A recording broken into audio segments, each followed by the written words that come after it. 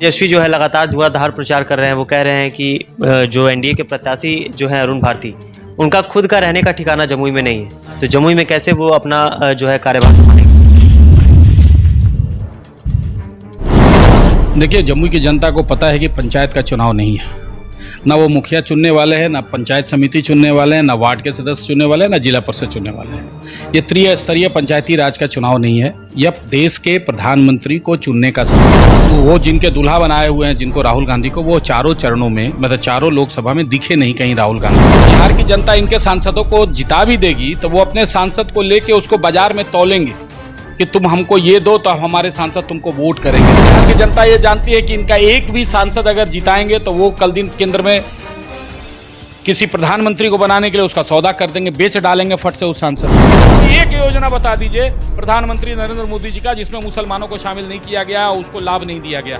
हर योजना में उनको शामिल किया गया। तेजस्वी ने झाझा के मंच से कहा था कि काला धन पे विराम लगे या ना लगे, लेकिन बीजेपी के जितने कद्दावर नेता है उनके खाते में 15-15 करोड़ रुपए जो है वो जरूर आ गए हैं। तो इसको लेकर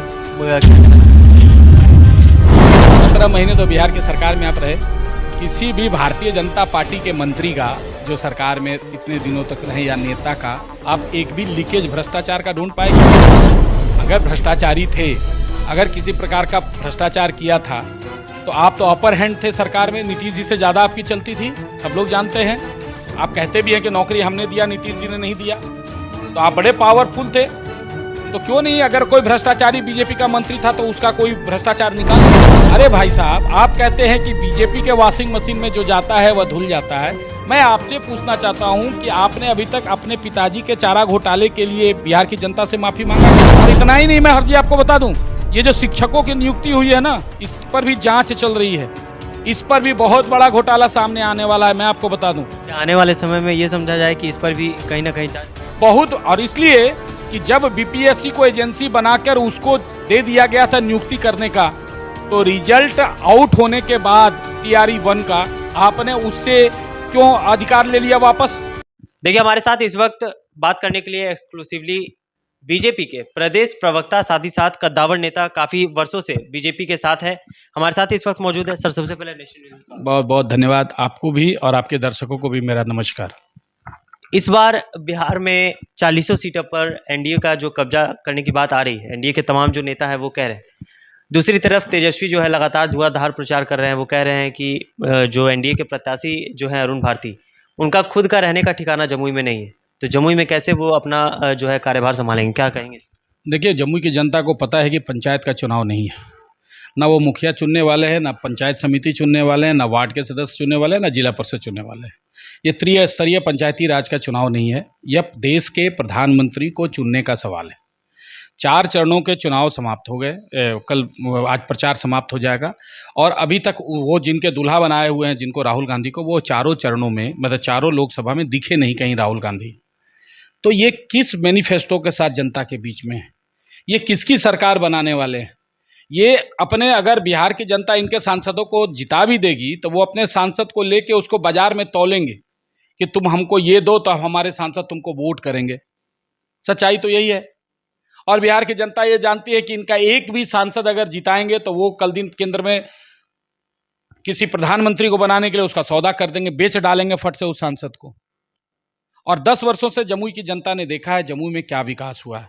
10 साल पहले का जमुई और 10 साल बाद का जमुई, जमुई की जनता अच्छी तरीके से महसूस करती है। ना सिर्फ दलित, ना सिर्फ पिछड़ा, अति पिछड़ा, हर तबके के लोगों का विकास हुआ है। हर टोले में बिजली गई है, गैस का कनेक्शन गया है, आपको आयुष्मान भारत गया है, हर किसानों के खाते में 6-6 हज़ार रुपये गए हैं 3 किस्तों में।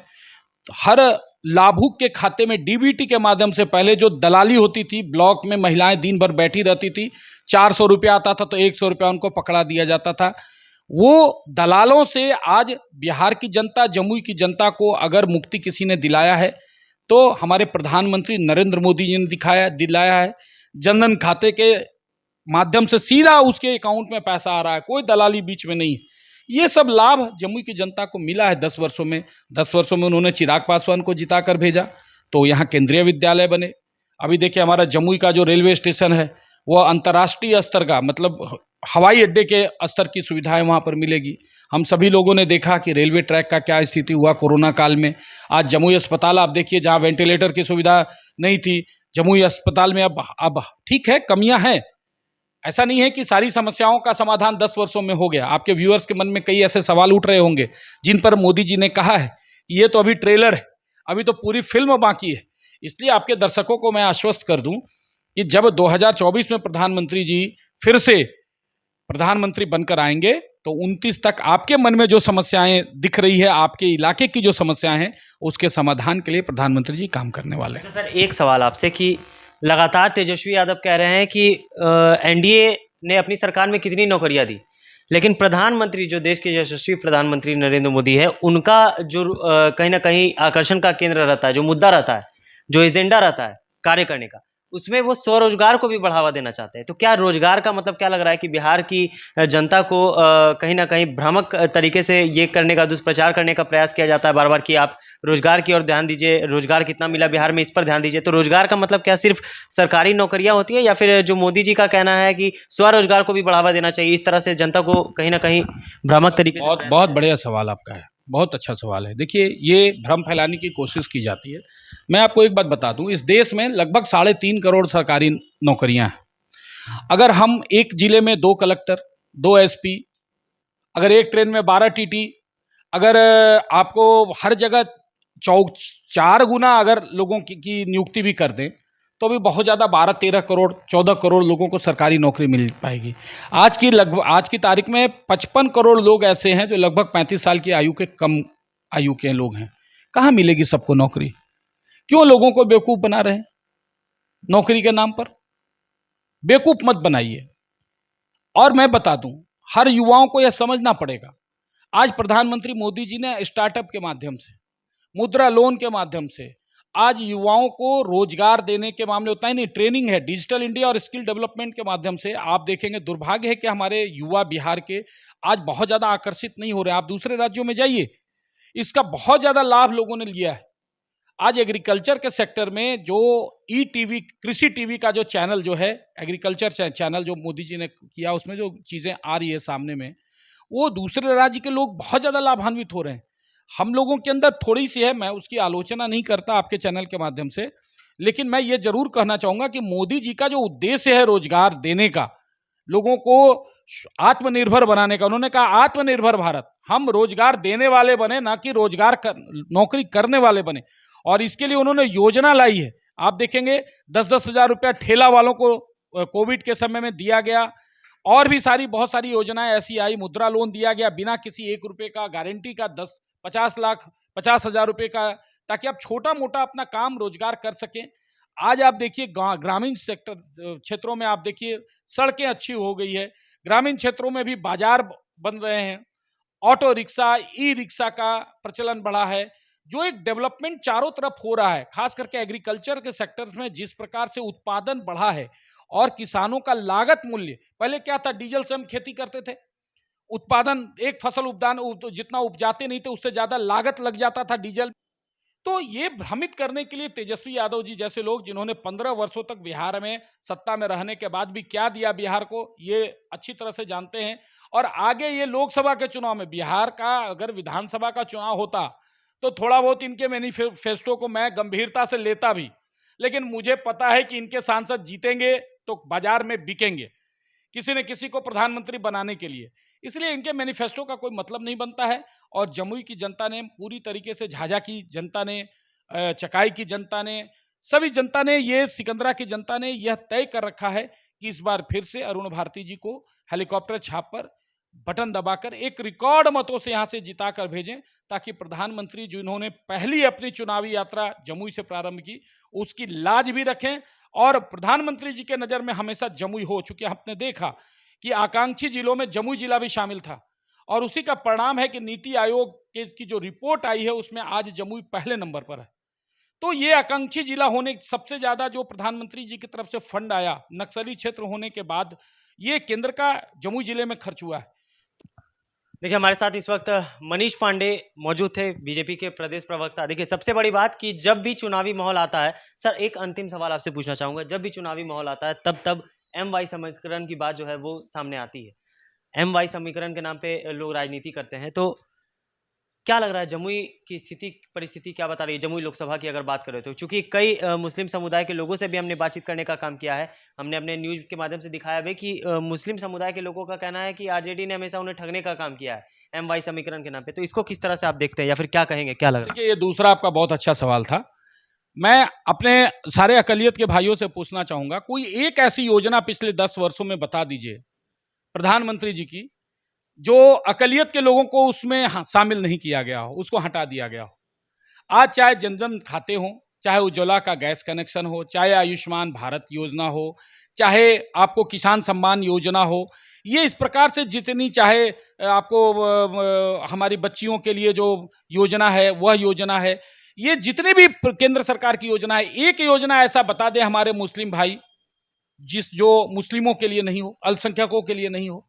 सबको बराबर एक नजर से देखा गया और सबके विकास के बाद ध्यान लीजिए, प्रधानमंत्री हमारे नरेंद्र मोदी जी का स्पष्ट मानना है, गाड़ी का 4 पहिया में अगर एक पहिया कमजोर होगा ना तो गाड़ी कभी तेज रफ्तार से नहीं चल सकती।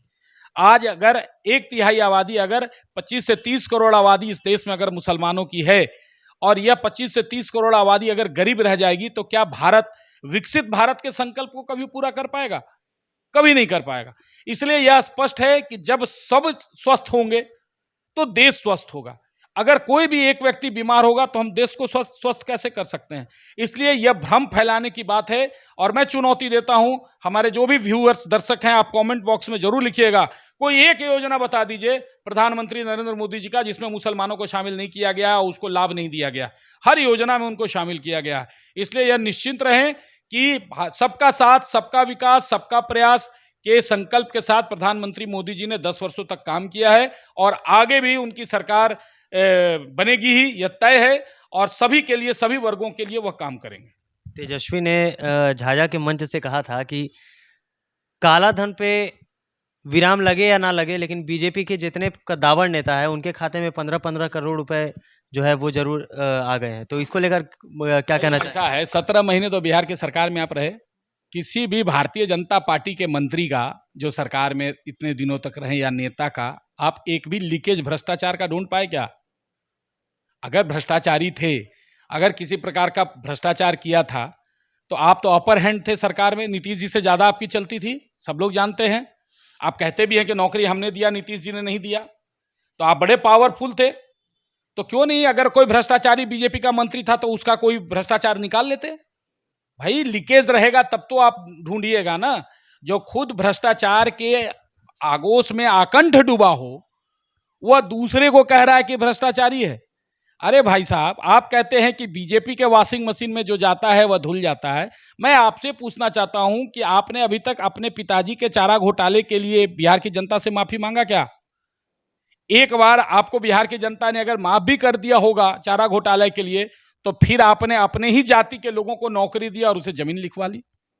दिल्ली के न्यू फ्रेंड्स में जो आप आलीशान कोठी रखे हुए हैं जिसके बारे में कोई नहीं जानता था, वह किसने दिया आपको और कितने रुपए में आपने लिखवाया? वही IRCTC में उसको ठेका देने के लिए उस कंपनी को आपने उससे वो जमीन, वो मकान लिखवा लिया।